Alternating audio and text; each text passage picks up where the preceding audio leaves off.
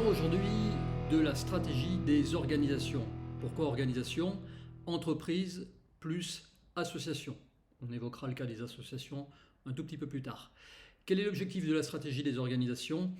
Permettre le développement de l'organisation sur le long terme, donc généralement une période de 5 ans, à partir d'une analyse de choix stratégiques et bien sûr tout à la base d'une idée éventuelle que l'on a, qui peut venir soit de la direction, soit de la base, c'est-à-dire des personnes qui sont sur le terrain.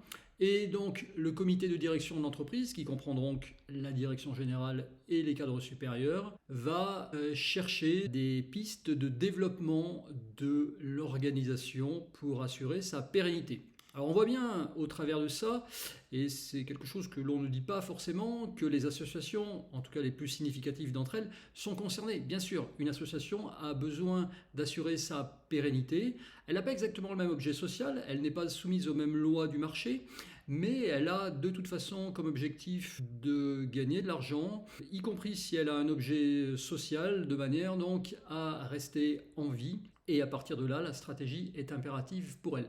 Une grosse différence des associations, c'est qu'elles n'ont évidemment pas le droit de partager les bénéfices qu'elles réalisent et qu'elles ne doivent pas faire d'un montant trop considérable parce que si elles ont un objet social, ce serait quand même relativement choquant. Mais elles n'ont pas le droit donc de partager les bénéfices, à l'inverse des sociétés qui, elles, distribuent les dividendes. Et c'est pour ça qu'on parle d'ailleurs d'associations à but non lucratif.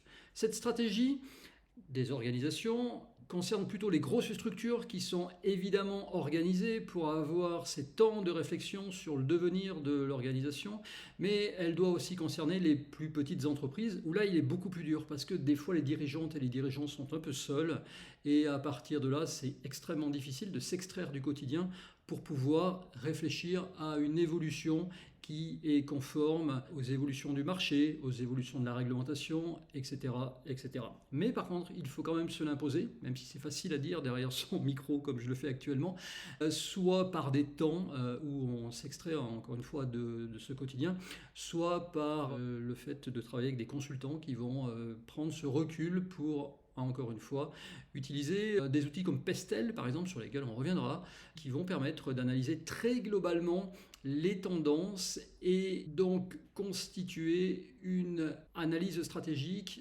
et des choix stratégiques qui vont permettre ce développement. Viendront après des autres métiers dans l'entreprise, je vous en cite un, c'est le marketing par exemple. Voilà. Mais le marketing, c'est pas de la stratégie, c'est un autre métier, ça suit la stratégie, et ça fera d'ailleurs l'objet d'une prochaine vidéo, le marketing, mais également des notions complémentaires, bien sûr, sur la stratégie des organisations. À bientôt!